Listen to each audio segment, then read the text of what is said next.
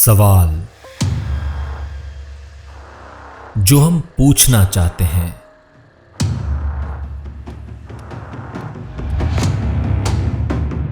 वो सवाल जिनके जवाब हमें दरकार हैं, वो सवाल जिनके जवाब खामोश कर दिए जाते हैं। देखिए सवालनामा वकार अजमत और आतिफ तौकीर के साथ। अस्सलाम वालेकुम।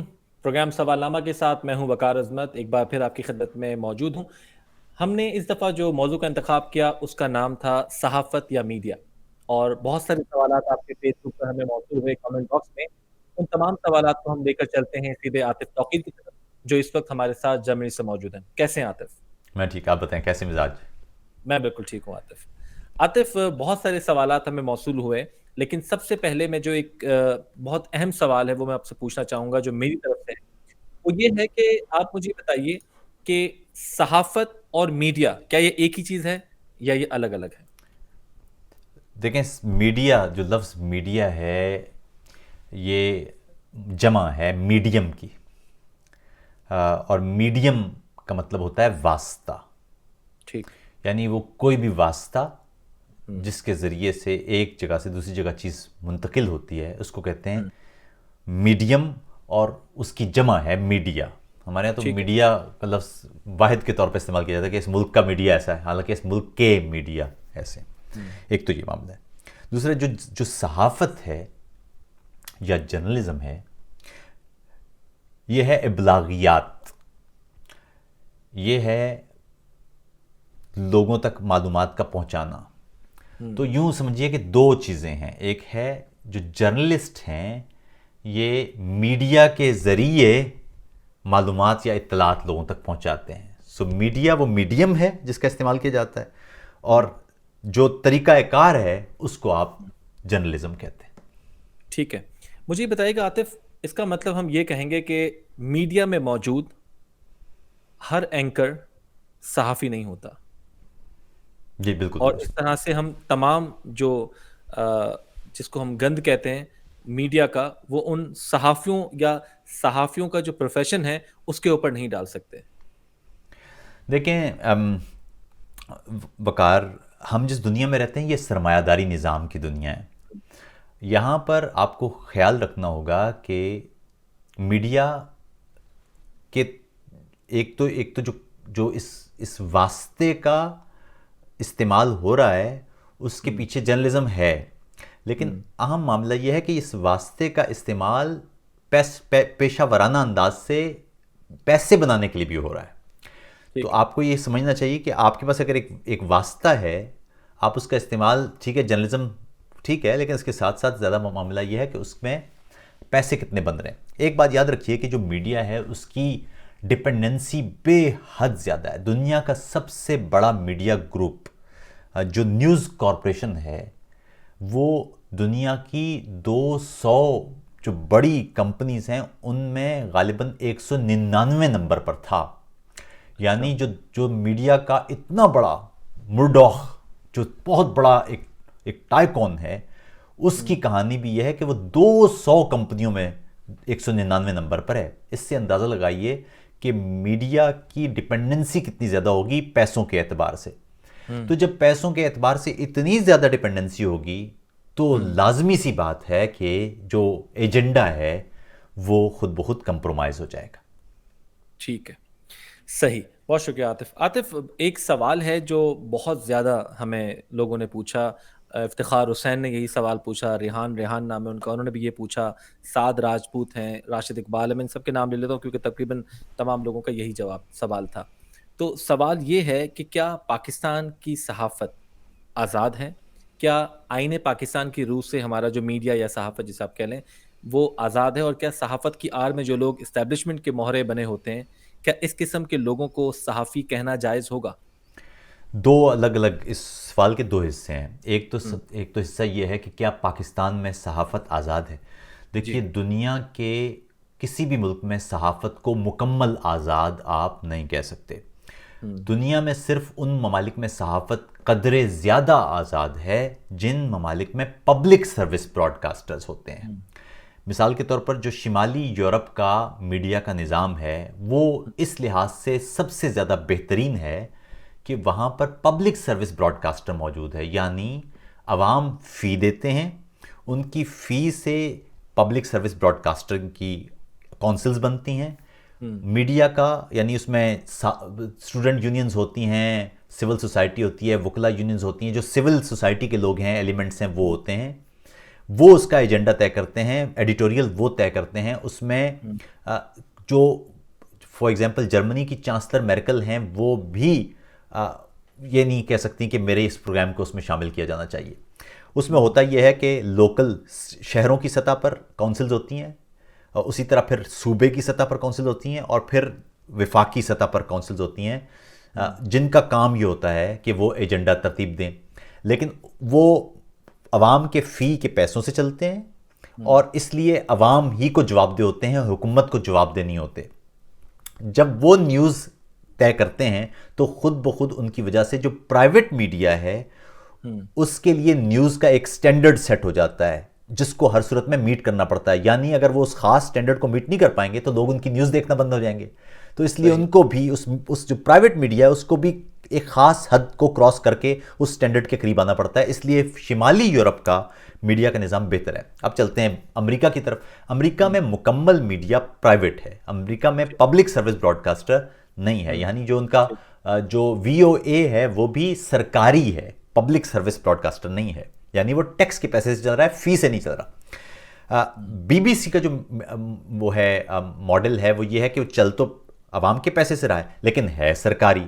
پاکستان کو اگر آپ دیکھیں تو پاکستان میں جو پی ٹی وی ہے یا ریڈیو پاکستان ہے، یہ اس کے لیے لوگ فی دے رہے ہیں، فی کے پیسوں سے چل رہا ہے۔ ہونا یہ چاہیے کہ جی ہونا یہ چاہیے کہ یہ پبلک اس کو کنٹرول کرے، لیکن اب کتنی بدقسمتی کی بات ہے کہ پیسے آپ دے رہے ہیں اور کنٹرول سرکار کر رہی ہے، یعنی یہ ہیں ریاستی ادارے لیکن عوام ان کو الگ سے فی دے رہی ہے، تو یہ پوری وہ عوام کے اوپر ہے۔ جی، تو اس لیے اگر سرکاری ادارے ہیں تو ریاست اس کو ٹیکس سے چلاتی، لیکن ٹیکس سے نہیں چلا رہی، یعنی وہ پیسے الگ سے عوام سے لے کے، یعنی پیسے عوام دیں اور ملکیت ہماری ہوگی، یہ کتنی ناانصافی کی بات ہے۔ اس لیے جو پاکستان میں پی ٹی وی اور ریڈیو پاکستان کو جو نیوز کا پبلک سروس براڈ کاسٹر کے طور پر نیوز کا ایک سٹینڈرڈ سیٹ کرنا چاہیے تھا، وہ نہیں کر سکتا، کیونکہ ریڈیو پاکستان اور پی ٹی وی وہ حکومت کا ماؤتھ پیس ہوتا ہے، تو وہ بالکل اس کا جو اس کا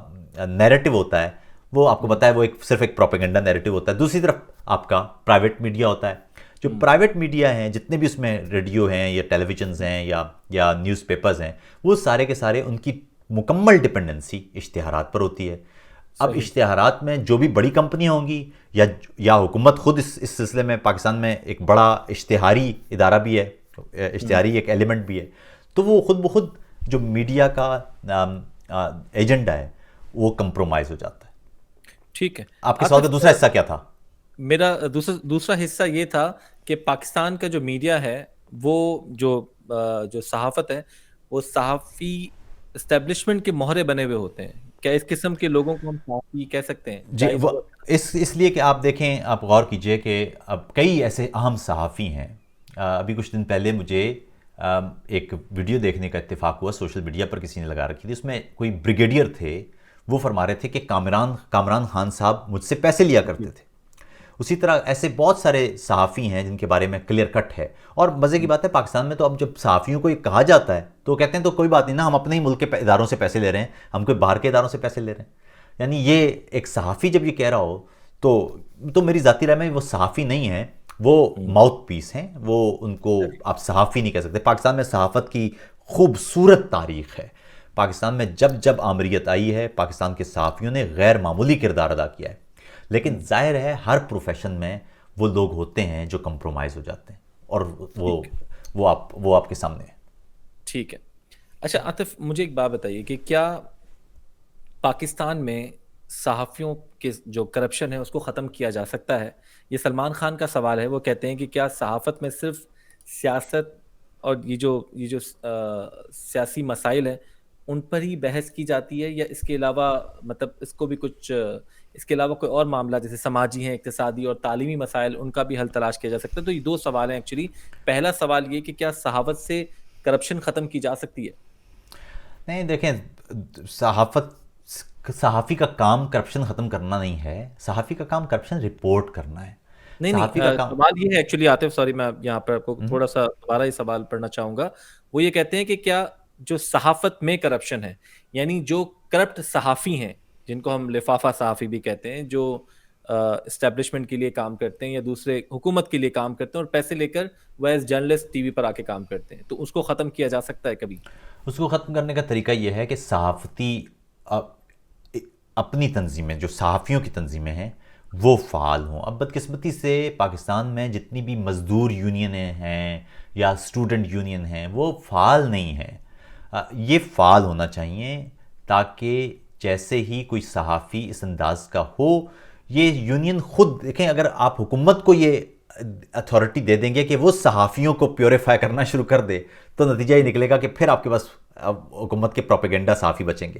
اس کے لیے بہترین یہ ہے کہ پروفیشنل صحافیوں کی اپنی تنظیمیں اپنا احتساب کریں تاکہ ان اپنے اندر موجود گندی مچھلیوں کی وہ نشاندہی کریں. صحافی کا بنیادی کام یہی ہے کہ وہ نشاندہی کرے. دیکھنا یہ ہوگا، اور ہر طرح کے، یعنی آپ کے پاس صحافیوں، دیکھیے بائس جو ہے نا وہ نیچرل چیز ہے. ہر آدمی کا ایک ٹلٹ ہوتا ہے. کوئی جو مذہبی ہے اس کا ٹلٹ تھوڑا سا مذہب کی طرف ہوگا، جو غیر مذہبی ہے اس کا تھوڑا سا ٹلٹ غیر مذہبی سرگرمیوں کی جانب ہوگا، کوئی لیفٹ کا ہوگا، کوئی رائٹ کا ہوگا. یہ معاشرے کے مختلف رنگ ہیں جو صحافیوں میں بھی ہوں گے. جو بائس ہے اس کی بہت ساری قسمیں، انڈیویجول بائس ہوگا، پھر اس کے بعد اس کا جس آرگنائزیشن میں وہ کام کرے گا اس کا ایک بائس ہوگا، پھر وہ جس سوسائٹی میں کام کر رہا ہے اس کا ایک بائس ہوگا، پھر وہ جس حکومت کے اندر کام کر رہا ہے اس کا ایک بائس ہوگا، پھر وہ جو کمپنیاں اس کو اشتہارات، سب یہ سارے بائس چل رہے ہوتے ہیں. ان کے اندر سے آپ نے زیادہ سے اس پورے سینسرشپ کے نظام کے اندر سے آپ نے نکل کے سچائی دینا ہوتی ہے. بڑا مشکل کام ہوتا ہے صحافی کے لیے. لیکن پھر کہہ دوں کہ پاکستان میں صحافیوں نے سخت سنگین آمریتوں میں، ایوب خان اور ضیاء جیسی آمریتوں میں بھی بھرپور مزاحمت کی ہے. صحافت کا کام یہ ہے کہ وہ ایک بفر زون ہوتا ہے. ایک طرف فیصلہ ساز قوتیں ہوتی ہیں، دوسری طرف عوام ہوتی ہے. اس کا کام یہ ہوتا ہے کہ وہ ایک میڈیم ہوتا ہے کہ دونوں طرف اطلاعات کا بہاؤ اس کو نہ رکنے دے. اس میں بہت سارے ایلیمنٹ ہوتے ہیں جو اس کو روکنے کی کوشش کرتے ہیں. کبھی صرف فوج بھی نہیں، سیاسی رہنما بھی ہو سکتے ہیں، اس میں مالیاتی فوائد کی حامل شخصیات بھی ہو سکتی ہیں، آپ کے یہاں ملک ریاض جیسے، وہ بھی روک سکتے ہیں. تو کوئی بھی ایلیمنٹ جو روک سکتا ہے یا جو اثر انداز ہو سکتا ہے وہ ہوتا ہے. دیکھنا یہ ہوگا کہ آپ اس تمام دباؤ کے باوجود آپ کس طرح سے عوام تک اطلاعات پہنچا سکتے ہیں. سچ کی تو ظاہر ہے بے شمار کچھ بھی ہو سکتا ہے. سچ، آپ کا سچ ضروری نہیں کہ الٹیمیٹ حقیقت بھی ہو، لیکن معاشرے کے مختلف رنگ وہ سارے کے سارے اس میڈیا پر ہونے چاہیے تاکہ لوگ فیصلہ کر سکیں. ہمارا بدقسمتی یہ ہے کہ ہمارے معاشرے میں سارے رنگ ختم کر کے سارے رنگوں کے اوپر ایک رنگ پھیر دیا گیا کہ اس طرح سے ہوگا، باقی سب جھوٹ ہے. صحیح. عاطف، اسی سے متعلق ایک اور سوال ہے، افتخار حسین نے کیا تھا، تو ایک حصہ تو ہم آلریڈی جواب دے چکے ہیں. تو یہ بتائے گا کہ دوسرا حصہ ان کے سوال کا یہ ہے کہ کیا یہ جو کرپشن ہوتی ہے صحافت کے اندر، کیا ان کو مجبور کیا جاتا ہے؟ کیونکہ ظاہر ہے کچھ ایسی بھی تو رپورٹس آتی ہیں ہمارے پاس کہ کیبل ٹی وی، جو کیبل نیٹ ورکس، ان کو کہہ کے ان کا جو چینل کا نمبر ہے وہ پیچھے کر دیا جاتا ہے یا پھر بند کر دیا جاتا ہے مکمل طور پر. ایک تو طریقہ یہ ہوتا ہے. دوسرا طریقہ یہ ہوتا ہے کہ ان کو اتنی جو ہے وہ آفر کی جاتی ہے رقم کہ وہ آرام سے بک جاتے ہیں. تو کیا آپ سمجھتے ہیں کیا بہت ساری زیادہ وجہ ہیں strong ہوتا وقار، ہے؟ بہت ساری وجوہات ہیں. اس وقت آپ کے ہاں جو اینکرز ہیں وہ 30 لاکھ روپے سیلریز لے رہے ہیں، جو 30 لاکھ، جن کو ہم جرنلسٹ نہیں کہہ سکتے، 30 لاکھ روپے سیلریز لے رہے ہیں. لیکن مسئلہ یہ ہے کہ 30 لاکھ روپے سیلری لیتے ہیں تو آپ کا جو معیار زندگی ہے وہ کافی اوپر چلا جاتا ہے. اب وہ جب معیار زندگی اوپر چلا جاتا ہے تو یہ آسان نہیں ہوتا کہ آپ اس معیار زندگی پر سمجھوتا کر پائیں. یہ تو نہیں ہو سکتا کہ میں آج 30 لاکھ روپے دے رہا ہوں اور کل 15,000 کی نوکری کر لوں گا، یہ میرے لیے ممکن نہیں ہوگا. اس کے علاوہ پلاٹس اور گاڑیاں الگ ہیں بہت ساری. اس کے بعد پھر کئی لوگ ہیں ان کی، اور مزے کی بات ہے کہ ہمارے یہاں تو ایک باقاعدہ سٹرکچر ہے نا. پیسے صرف دیے نہیں جاتے بلکہ پیسے دینے کے ساتھ ہی آپ کی فائل بھی بنا دی جاتی ہے. آپ نے پیسے لیے ہیں، پہلی دفعہ بھی اگر آپ نے ایک ٹپ بھی لی ہے نا، صرف پیسے نہیں معلومات کی بھی ٹپ لی ہے، تو آپ کو کہا جائے گا کہ صاحب اب آپ کی فائل بن گئی ہے. پریشان نہ ہو، کچھ نہیں ہوگا لیکن آپ کی فائل ہے. کچھ نہیں ہوگا لیکن ہے. اسی طرح آپ کو مراد دی جاتی ہیں، کبھی کسی کو عمرے پہ بھیج دیا جائے گا، کبھی کسی کو پلاٹ دے دیا جائے گا، کبھی کسی کو مفت جہاز کا ٹکٹ دے دیا جائے گا.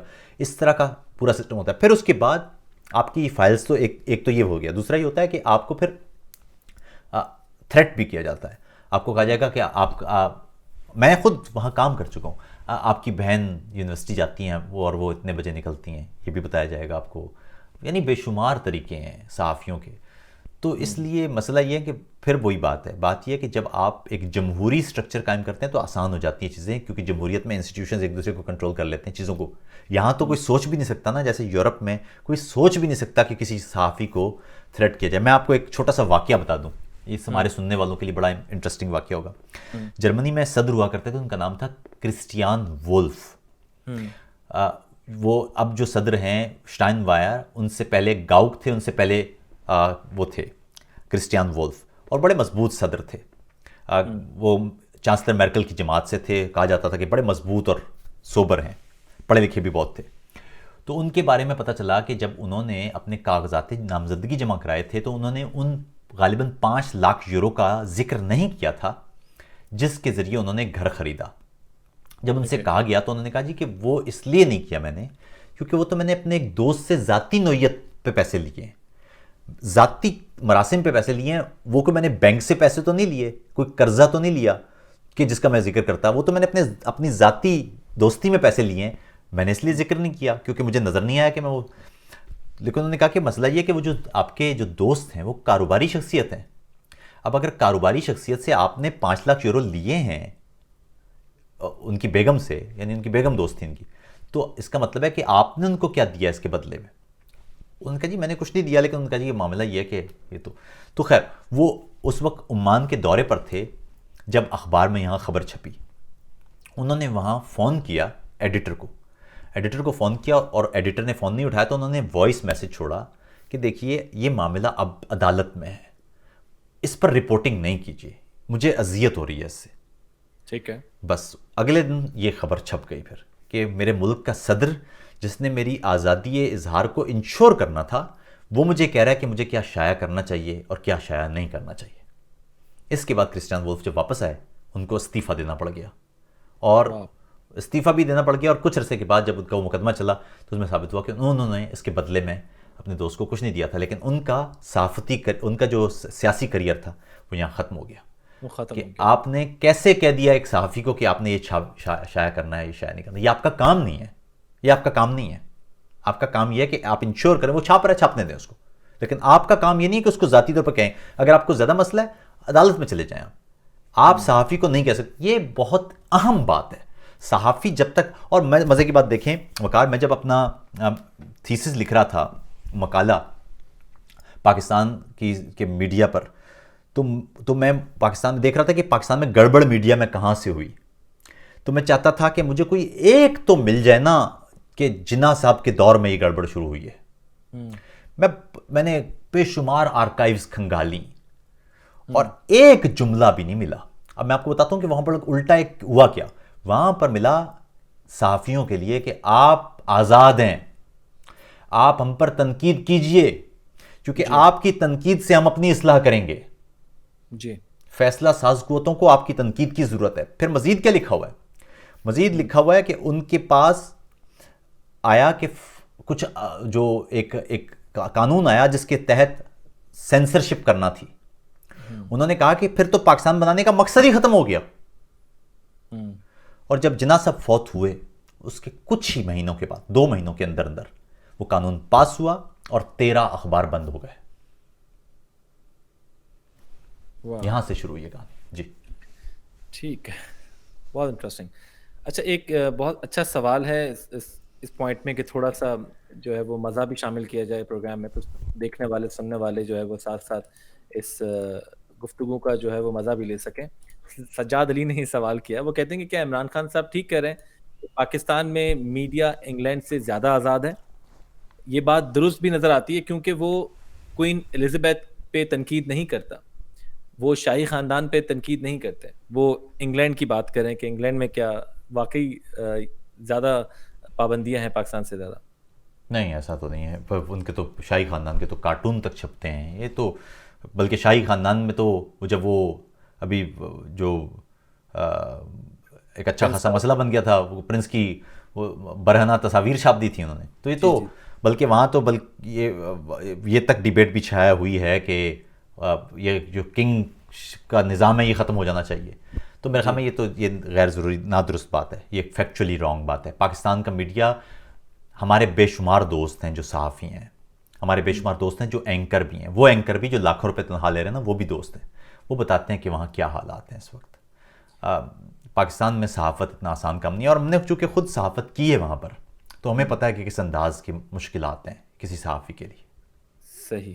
اچھا عاطف، یہ سوال بار بار پوچھا گیا ہے کامنٹ باکس میں، بہت سارے لوگوں نے سوال کیا ہے، کیونکہ ابھی ریسنٹلی ہم بہت سارے ایسے وائرل ویڈیوز دیکھتے ہیں، خاص طور پہ صابر شاکر صاحب کے، جو کہ اے آر وائی نیوز سے ہیں. اور ظاہر ہے جیسے آپ کہہ رہے ہیں کہ جو لاکھوں روپے لینے والے لوگ ہیں ان کی لسٹ میں یہ بھی شامل ہیں. تو اب کرپٹ ہونا ایک الگ بات ہے جس کی ہم آلریڈی بات کر چکے ہیں. میں اہلیت کی بات کر رہا ہوں. کیا آپ کو لگتا ہے کہ اس طرح کے لوگ اس طرح کی پوزیشن پر، وہ ایک سینئر پوزیشن پر موجود ہے آر وائی نیوز میں، تو کیا اس طرح کے لوگوں کو لانے کے لیے کوئی خاص قسم کی اہلیت درکار ہوتی ہے، یا اہلیت درکار ہی نہیں ہوتی ہے؟ کوئی اہلیت درکار نہیں ہے. یہ جو شخص شارٹ کٹ آپ کیا ہے ٹی وی پہ بیٹھے اور کہے کہ جی اقبال کے بغیر، اقبال کے فلسفے کے بغیر قوم آگے نہیں بڑھ سکتی، اور اقبال کا شعر لکھے اور وہ کسی اور کا شعر لکھ دے اقبال کے نام پر، اردو بولنا نہ آتی اور اردو میڈیا پر بیٹھا ہو، یعنی اس کے لیے کوئی وہ نہیں چاہیے. اس کے لیے صرف آپ کو یہ چاہیے کہ جو عسکری آشیرواد ہو، آپ کو آئی ایس آئی کی طرف سے آپ کو معلومات مل رہی ہوں کہ اس کے بارے میں یہ کہہ دیں، اس کے بارے میں یہ کہہ دیں، وہ اس پر آپ کھڑے ہو کے ساری کی ساری آپ کی صحافت ہے. اس کی کوئی کہانی نہیں ہے، کوئی کہانی نہیں. اور یہ ایک نہیں ہے صرف صابر شاکر نہیں، وہاں پر کئی ایسے لوگ ہیں جن کی کوئی کہانی نہیں ہے. جی، لیکن ان کے ویڈیو زیادہ وائرل ہوتے ہیں تو لوگوں کو زیادہ انٹرسٹ ان میں تھا. اچھا، اس کے علاوہ ایک اور سوال ہے، کمال صاحب سوال کرتے ہیں کہ اگر میڈیا تمام تر خفیہ طاقتوں سے نکل کر باہر آئے تو پاکستان کی ترقی، دہشت گردی، مقننہ، عدلیہ اور انتظامیہ پر کیا اثر پڑے گا؟ دیکھیں، میڈیا چوتھا ستون ہوتا ہے. آپ کے 3 بنیادی ستون ہوتے ہیں، ایک غیر رسمی ستون ہوتا ہے. مقننہ، عدلیہ، انتظامیہ، یہ ریاست کے 3 بنیادی ادارے ہیں. باقی نیچے اس کے محکمے ہوتے ہیں. اس انتظامیہ کے اندر بہت سارے محکمے ہیں، ان میں سے ایک محکمہ دفاع ہے، ایک محکمہ خارجہ ہے، ایک محکمہ، یہ بہت سارے محکمے ہیں. اسی طرح مقننہ ہے، اسی طرح جو عدلیہ ہے. لیکن ان تینوں محکموں کی ایک دوسرے کے ساتھ نتھی جڑی ہوتی ہے، جبھی تو یہ جو ریاست میں یہ نٹ ہوئی ہوتی ہے.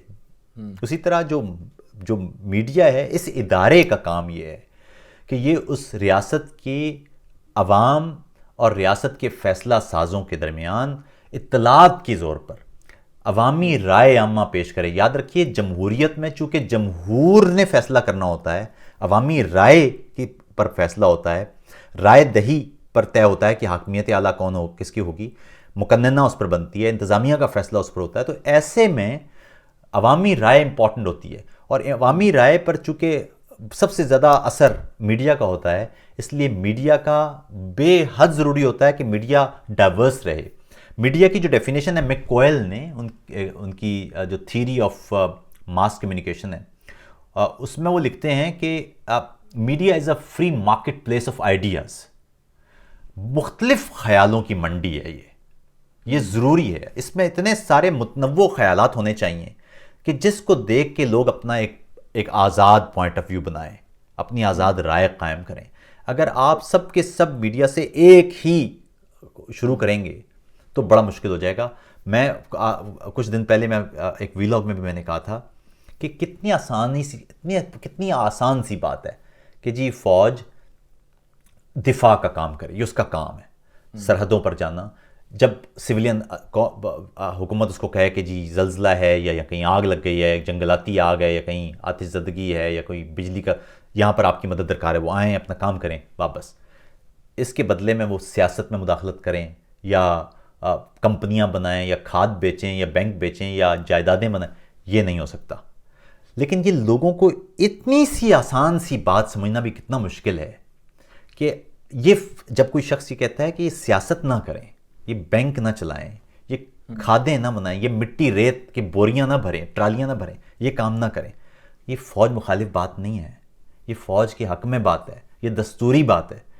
فوج کے خلاف بات تو یہ ہے کہ کوئی دفاع کر رہا ہے فوجی، آپ کہیں کہ جی دفاع نہ کرے. بھائی وہ کہہ رہے ہیں دفاع کریں، یہ نہ کام کریں جو ان کا نہیں ہے، دستور نہ توڑیں، سیاست میں مداخلت نہ کریں. لیکن یہ اتنی سی بات سمجھانا اس لیے مشکل ہے کیونکہ میڈیا تربیت نہیں کر پایا. صحیح. اچھا عاطف، ایک اور سوال ہے میرا. لال کریم ننگیال سوال کرتے ہیں. وہ یہ کہتے ہیں کہ کیا میڈیا کسی بھی دور میں، ہسٹری کی بات کر رہے ہیں، کیا کسی بھی دور میں میڈیا کبھی آزاد رہا ہے؟ نہیں، پاکستان میں میڈیا اپنے مشکل ترین دور میں رہا ہے. میڈیا پر دیکھیے مکمل آزادی کا کوئی تصور نہیں ہے کہیں بھی، لیکن پاکستان میں پیچز رہے ہیں. ظاہر ہے آمریتوں میں میڈیا مشکل ترین صورتحال میں آ جاتا ہے. جب جمہوری حکومتیں آئی ہیں تو قدر آزادی، قدر سکھ کا سانس ملا ہے. آپ دیکھیں نا، جب پیپلز پارٹی کی حکومت تھی آپ پورا دن پیپلز پارٹی کو برا کہتے تھے. جب نواز شریف کی حکومت تھی تو پورا دن، اور ایسا نہیں ہے کہ اس وقت میڈیا پر دباؤ نہیں ہوگا، لیکن یہ والی حالت جو آمریتوں والی حالت ہے وہ نہیں ہوتی. اور اس وقت بدقسمتی سے پاکستان میں جو میڈیا پر سینسرشپ کی حالت ہے وہ ٹھیک وہی ہے، یا شاید اس سے بھی کچھ زیادہ جو آمریتوں میں ہوا کرتی تھی. عاطف، ایک سوال ہے، یہ سلمان خان صاحب نے پوچھا ہے. وہ یہ کہتے ہیں کہ آپ جو ہے وہ پاکستانی میڈیا میں کیوں نظر نہیں آتے؟ یعنی آپ عاطف توقیر پاکستانی میڈیا کے مین اسٹریم میڈیا پہ نظر کیوں نہیں آتے؟ مجھے نہیں پتا، میرے خیال میں مجھے اب تک کسی میڈیا گروپ نے جب بھی بلایا ہے میں تو گیا ہوں. لیکن مسئلہ یہ ہے کہ مختلف اہم معاملات پہ پاکستان میں صرف وہ آوازیں لی جاتی ہیں جو اپرووڈ ہے. پاکستان میں ٹکر بھی اس وقت فوج کی مرضی کے خلاف نہیں چل پا رہا. جو ٹکر ہے وہ بھی اپروو ہوتا ہے تو چلتا ہے. میں ایک دو دفعہ ان ٹی وی چینلز پر ضرور گیا ہوں جہاں پر مختلف سماجی معاملات پر مجھے دعوت دی گئی ہے یا کسی سماجی مسئلے پر بلایا گیا. لیکن سیاسی معاملات پر مجھے بھی معلوم نہیں ہے کہ نہ بلانے کی وجہ کیا ہے. بلکہ مزے کی بات ہے کہ میری کئی نظمیں مختلف ٹی وی چینلز پر سینسر کر کے چلائی گئی ہیں جیسے غدار نظم ہے یا اعتراف نظم ہے یا مطالبہ نظم ہے. یہ مین اسٹریم میڈیا پر چلائی گئی ہے لیکن وہ بھی سینسر کر کے، اس میں بھی وہ جو خاص حصے ہیں وہ ختم کر کے کاٹ کے. دوسرا آپ نے خود دیکھا ہے کہ آپ پاکستان میں وزیر اعظم عمران خان ہو یا حکومت ہو یا کوئی وزیر ہو یا کوئی بھی ہو، اس پر آپ کھل کے بات اب بھی کر سکتے ہیں. اب آپ کو خود ہی معلوم ہونا چاہیے کہ کس پر بات نہیں کی جا سکتی. بس مسئلہ یہ ہے کہ میں سمجھتا ہوں کہ پاکستان کو اگر آپ نے ترقی دینا ہے تو یہاں پر آپ کو مختلف خیالات کو جگہ دینا پڑے گی. آپ کو سوچنا یہ پڑے گا کہ ہم کس طرح سے وہ تمام آراء جو تنقیدی ہیں ان کو سامنے لائیں، ان پر بیٹھیں، بات کریں. ہم کوئی پتھر تو نہیں مار رہے، ہم صرف سوال کر رہے ہیں. ان سوالات کے جوابات ہوں گے. ہم اگر غلط بات کر رہے ہیں تو وہ بات رد ہو سکتی ہے، لیکن یہ نہیں ہو سکتا کہ آپ ہر وہ شخص جو سوال کرے اس سے آپ ریاست کا دشمن سمجھنا شروع کر دیں یا اسے آپ حکومت کا یا قانون کا دشمن سمجھنا شروع کر دیں. یہ بالکل نادرست بات ہے. یہ راستے ہمیں ترک کرنا پڑیں گے. ہم اگر ایک بہتر ریاست بننا چاہتے ہیں ہمیں قانون کی، دستور کی بالادستی کرنا پڑے گی، اور ساتھ ہی ساتھ ہمیں ہر طرح کے نظریات اور خیالات ان کو اپنے ہاں جگہ دینا پڑے گی. ٹھیک، بہت شکریہ عاطف وقت دینے کے لیے. یہ تھے عاطف توقیر، جرمنی سے ہمارے ساتھ براہ راست موجود تھے اور آپ کے تمام سوالات کو شامل کرنے کی کوشش کی گئی. ابھی بھی بہت سارے سوال تھے جو شامل نہیں کر سکے. ہو سکے گا تو اگلی دفعہ اگر کوئی ایسی نشست ہوگی دوبارہ تو ان سوالوں کو بھی شامل کیا جائے گا. اپنا خیال رکھیے گا. بہت شکریہ. اللہ نے کے بعد. سوال جو ہم پوچھنا چاہتے ہیں.